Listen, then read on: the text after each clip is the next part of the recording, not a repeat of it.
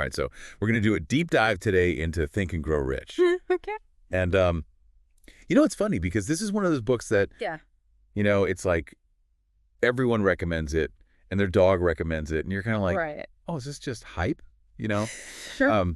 But, you said over this New York Times piece, summarizing it so clearly, Mm-hmm. and you're looking to kind of cut through the noise and see what's there. And I have to admit, I am kind of fascinated myself to dig into this. It's funny you should say hype because, the title alone, right? Think and Grow Rich. Yeah, right? It doesn't really scream subtlety. No, it does not. But look, it's been around for almost a century and it's still, wildly popular. Right. So there's got to be something to it, right? Yeah, there's got to be something more than just wishful thinking there. There's got to be something more than just, a catchy title. Okay, so where do we even begin with this? I'm ready to separate the timeless wisdom from the, let's call it vintage advice. Yeah. Well, he comes right out and says it right away. Wanting success isn't enough. Yeah. You need this burning desire for it. It's almost the bedrock of his whole philosophy. Right. But what I find so interesting is that he didn't just, make this up. Right. He studied hundreds of successful people. Okay. And this intense desire was, a common thread among all of them. So it's not just positive affirmations and, Right. vision boards, Yeah. He's talking about real, almost primal hunger for success. Yeah. But is that something you could just manufacture? What if you're listening to this and you're like, Right. yeah, success sounds nice, Sure. but I'm not losing sleep over it, Totally. That's a great question. And honestly, it's one that I've wrestled with myself. Yeah. I think he would say that desire can be cultivated. Okay. But it starts with having ultra specific goals. Okay. It's not this vague. Not a vague wish list. Not this vague wish list. It's laser focus. Yeah. And this is where it gets a little bit interesting is he brings in this concept of faith. Well, yeah, hold on. Faith. Yeah. Religious faith? Well, no, not religious faith, but right. Bear with me. I thought we were talking about getting rich, not going to church. Right. Not about religion, but Hill's idea of faith is more about believing in your own potential. Oh. So fiercely that it becomes almost like a self-fulfilling prophecy. Okay. He uses this term autosuggestion, which sounds a little old-timey, yeah. Old-timey, but yeah. It's basically the idea of repeatedly affirming your goals until your subconscious mind starts to believe them too. Okay. I'm trying to keep an open mind here. Yeah. But this sounds a little bit like, if you wish hard enough, it'll come true. Right. Isn't there a danger of setting yourself up for disappointment if you put too much stock in that? Sure. Yeah. And it's a valid concern. Yeah. But think of it this way. If you constantly tell yourself you're going to fail, yeah, you're probably right. Right. Your beliefs shape your actions. Yeah. Mm-hmm. And Hill really believed that consciously feeding your mind with these positive messages could actually rewire your subconscious for success. No.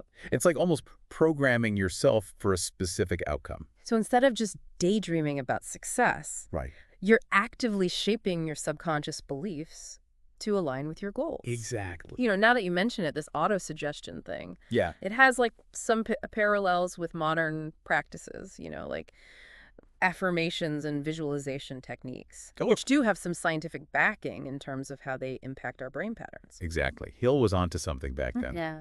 Even if the language he used might sound a bit outdated now. Okay, so we got burning desire, faith in your own potential. Mm-hmm. What else is in Hill's secret sauce?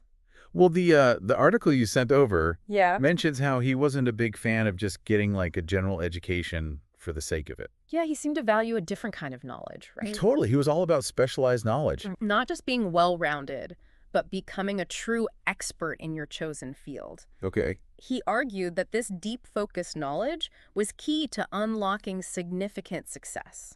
So not just knowing a little about a lot, but knowing a lot Right. about a specific something. Exactly. I can see how that would give you an edge, especially if you're trying to innovate or solve complex problems Yeah, within a specific field. for sure. It's you can't just rely on surface level understanding Yeah. if you want to make real breakthroughs. Yeah. You can't just be a jack of all trades. You got to be a master of one. Right. And it's not just about acquiring that knowledge once and then coasting. Right, yeah. He emphasizes the need to constantly learn and adapt. Oh, yeah. As your field evolves. Totally. You need to stay ahead of the curve. You need to always be seeking out new information. Yeah. Refining your skills. Yeah, it's about becoming a lifelong learner. Absolutely. Obsessed with your craft. Yes. That makes total sense in today's world where everything's changing so rapidly. Right. You know, if you're not constantly learning, you're falling behind. Totally. Okay, so burning desire, faith in yourself, specialized knowledge. Yeah. I'm starting to see a pattern here. Yeah. It's not just about positive thinking. It's about backing it up. It's about backing it up. With real action and expertise. With real action and expertise. Oh. Okay, so what else did he emphasize? Well, next up is imagination. Ooh. But we're not just talking about daydreaming here. Okay. Although Hill would probably say there's a place for that too. Sure. He actually distinguishes between two types of imagination. Okay. So there's what he calls synthetic imagination, Okay. which is basically combining existing ideas in new ways. Okay. And then there's creative imagination, Okay. which is generating like entirely new ideas. Okay, I like where this is going. I've always considered myself a pretty imaginative person. Right. But how does imagination, like, actually translate into tangible success? Right. Like, it can't all be about brainstorming in the shower, right? You're right. You got to bring those ideas into the real world. Yes. And that's where he brings in this concept of decisive action. Okay. So he observed that successful people, they don't just sit around brainstorming. Right. They make decisions quickly and then they stick to them. Okay. They're not afraid to take calculated risks and experiment with their ideas. So it's not just about having the ideas. It's about having the guts to act on them. It's about having the guts to act on them. Yeah. That makes me think of all those times where I had a good idea, but let it fizzle out because I was too scared to take that first step. I think we've all been there. Yeah. Hill would probably tell us that procrastination and indecisiveness are the enemies of progress. Totally. You know, he really stresses the importance of taking that leap of faith. Yeah. And putting your ideas into action. Oh, I have a great example of that. Remember that time I was about to scrap that whole podcast series idea? Oh, yeah. And you talked me off the ledge. I do remember that. I was convinced it was going to be a total flop. You were pretty close to pulling the plug. I was, and look what happened. Yeah, and look what happened. You know, that series ended up winning us that award. That's right. Hill would be proud. He'll be proud. He's all about persistence, right? Oh, absolutely. He talks about how many successful people almost gave up right before their breakthrough. All the time. It's like that saying, the darkest hour is just before the dawn. It's so true, and he gives so many examples of people who succeeded precisely because they didn't quit when things got tough. Right. It makes you wonder, where in your life might persistence make all the difference? Oh, that's a good one. What are you close to giving up on that might actually be closer to success than you think? Ooh, that's a good one for our listener to ponder. Yeah. I know I'm definitely feeling inspired to stick with some of my own projects. Sure. I've been feeling a little shaky lately. Yeah. You know, seeking the support systems. Yeah. There's another concept that Hill talks about that I'm curious about. Okay. This mastermind. Right. What's your take on that? Is it just a fancy word for networking? It's more than just networking. Okay. Networking is important, don't get me wrong. Sure. But Hill's mastermind is about surrounding yourself with a very intentionally chosen group of like-minded individuals who are all striving towards similar goals. So it's like a super-powered support group. Yeah. Where everyone pushes each other to be better. Totally. And it's interesting to think about that in today's context. Yeah. You know, we have so many online communities and mastermind groups. Right. That are essentially doing the same thing, right? Bringing people together who share a common goal. Totally. And allowing them to support and challenge each other. It's about leveraging the power of collective wisdom and accountability. Yeah. You bounce ideas off each other. You hold each other accountable. Yeah. You provide encouragement when things get tough. Yeah, it's like having a built-in team of cheerleaders and advisors. Exactly. Who are all invested in your success. And it's not just about taking. It's about contributing your own knowledge and expertise to help others in the group achieve their goals as well. That makes so much sense. You know, it's easy to feel isolated when you're working towards something big. Sure. Especially if the people around you don't quite get it. Totally. So having that kind of support system could be a game changer. It really could. Okay, so we got desire, faith, specialized knowledge, imagination, decisive action, persistence, the power of the mastermind. Right. What else is in Hill's treasure chest of success principles? Well, this is where things get a little, Uh-oh. how should I put this, unconventional? Okay. Hill introduces a concept he calls sex transmutation. Ah, yes, the infamous sex transmutation. This is one I've heard whispers about. Yeah. It sounds a bit, shall we say, outdated. It does a bit. What exactly did Hill have in mind here? Well, he believed that sexual energy is like this incredibly powerful force. Okay. And that instead of being expressed purely physically, it could be channeled into creative or ambitious pursuits. Okay. You know, essentially he argued that you could like redirect that energy to fuel your drive and focus in other areas of your life. Okay. I can definitely see how that raised a few eyebrows back then. Right. And probably still does today. Probably so. But setting aside the, shall we say, literal interpretation. Yeah.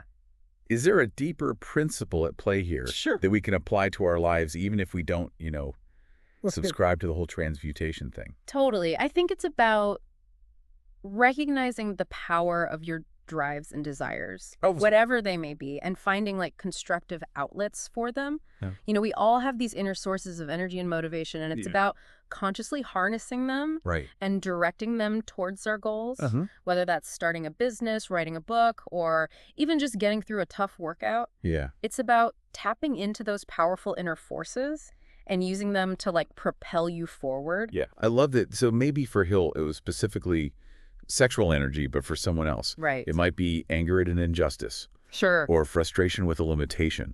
Or even just, a deep passion for an idea. Right. It's about recognizing that raw energy and saying, okay, how can I use this to create something positive? Exactly. To make a change, to achieve something meaningful. You hit the nail on the head. It all circles back to Hill's core message. It begins and ends with desire. Okay. If you don't have that internal fire, that burning drive to achieve something meaningful, none of these other principles really matter. You can have all the knowledge and skills in the world, but without that passion, that deep-seated desire, you're unlikely to reach the same heights as someone who's driven by a true sense of purpose. So to our listener, if you're feeling a little lost or unmotivated right now, maybe the question to ask yourself isn't, what should I do? But rather, what do I truly desire? What gets you excited? What keeps you up at night thinking about the possibility? Yeah, what are you obsessed with? Maybe that's the key to unlocking that inner drive that Hill's talking about. You're spot on. That's where the real magic starts to happen. Okay. So we've covered a lot of ground here. We have. We talked about desire, faith, specialized knowledge, imagination, decisive action, persistence, the mastermind, and even this slightly eyebrow-raising idea of sex transmutation. Yeah. But even with the, shall we say, vintage aspects of his work, there's something really compelling about the core principles, right? Absolutely. I mean, Think and Grow Rich was written almost a century ago. Right. And yet it still resonates with people today. I think Hill's insights into human motivation and his belief in our capacity for greatness, they seem to transcend time. It's true. And while some of the specifics might need a little modern-day adaptation, the underlying principles hold up remarkably well. And that's what makes exploring these classic works so interesting, isn't it? Totally. You can see how some ideas have stood the test of time. Yeah. While others might need to be reinterpreted or contextualized for today's world. I think that's part of what makes this deep dive so valuable for our listener. Totally. We're not just passively absorbing information. Right. We're actively engaging with it. Yeah. Questioning assumptions, figuring out how to apply these principles to our own lives. I love that. It's like we're having this conversation with Hill across time.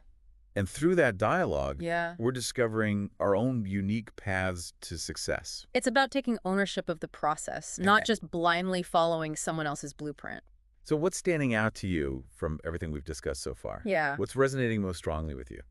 You know, honestly, I think what surprised me the most is Hill's emphasis on specialized knowledge. Yeah. It's so easy to get caught up in this idea of, like, being well-rounded. You know? Like, you got to be a jack of all trades. Yeah. But Shell is saying, no, go deep. Yeah, become an authority. Become an authority in your chosen field. In your lane. That really struck a chord with me. It's powerful, and it makes sense when you think about the people that he studied. Yeah. They weren't just dabblers, they were masters. Right. They had, like, this depth of understanding that allowed them to see opportunities that other people missed. It's like that saying, a jack of all trades is a master of none. Right. Hill is saying, pick your lane and dominate it. Own it. Own it. Become the go-to person. And that ties in nicely. Totally. With the mastermind concepts we talked about earlier. Absolutely. Imagine surrounding yourself with other experts in your field, each with their own unique perspective and knowledge. It's like a brain trust on steroids.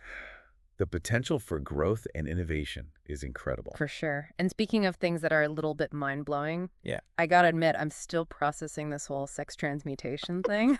I know, it's a lot. It's a lot to unpack. It's definitely one of Hill's more unique ideas. For sure. Yeah, that one definitely takes a little bit of mental gymnastics to wrap your head around. But I appreciate what you said about reframing it. Yeah. It's not necessarily about the literal act, but rather about harnessing that energy of your desires and that drive and channeling them into something productive. Yeah, finding a healthy expression for it. Okay, so we've covered a lot of ground here. We have. Desire, faith, specialized knowledge, imagination, decisive action, persistence, the mastermind. It's a lot. And even sex transmutation. It's an impressive toolkit for anyone looking to achieve their goals. It really is. What do you say? And you know what? Even though some of his ideas might seem a bit dated, I think the core principles still hold up remarkably well. They do. I mean, he was writing almost a century ago. Right. But his insights into human motivation and the nature of success, they're still incredibly relevant. They are. To this day. I think what's so fascinating about Think and Grow Rich is it's not just a self-help book. It's more than that. It's a deep dive into the mindset and habits of successful people. It's like a blueprint for success. Yeah. But it's not a quick fix. Right. It's about understanding these principles and applying them consistently. Yeah, and that's the beauty of it. There's no one-size-fits-all approach to success. For sure. It's about taking these principles and making them your own. It's finding your own path. What works for one person might not work for another. Totally. It's about figuring out what resonates with you. Exactly. And adapting it to your own unique circumstances. And I think that's a great takeaway for our listeners. Yeah. Don't just blindly follow Hill's advice, or anyone's advice for that matter. Right. Take what resonates with you, experiment, and see what works best for you. Yes, it's about being an active participant. Own it. In your own success story. Yes. Love it. Okay, so as we wrap up this deep dive into Think and Grow Rich, what are some key takeaways you want to leave our listener with? Well, first and foremost, I would say remember that success is not an accident. Okay. It's the result of deliberate and intentional effort. Yeah. Hill's work shows us that there are specific principles and habits that we can cultivate to increase our chances of achieving our goals. It's empowering, isn't it? It's not about luck or circumstance. It's just about taking control. It's about taking control of your own destiny. And speaking of choices, I think one of the most important takeaways from Think and Grow Rich is the importance of choosing our thoughts carefully. Absolutely. Hill emphasizes the power of our thoughts to shape our reality. Right. It's like we're planting seeds. You got it. In our minds. Yeah. And those seeds will eventually grow into the fruits of our efforts. I love that analogy. So if we're constantly planting seeds of doubt and fear, that's what we're going to harvest. Exactly. But if we focus on planting seeds of hope and belief and possibility, and that's what will blossom. That's what's going to blossom in our lives. Yeah, I love it. And, as we're talking about this, it makes me think about those 6 fears that Hill outlines. Yeah. You mentioned earlier that the fear of criticism really resonated with you. It did. What about our listener? Which of those fears do you think they might be grappling with right now?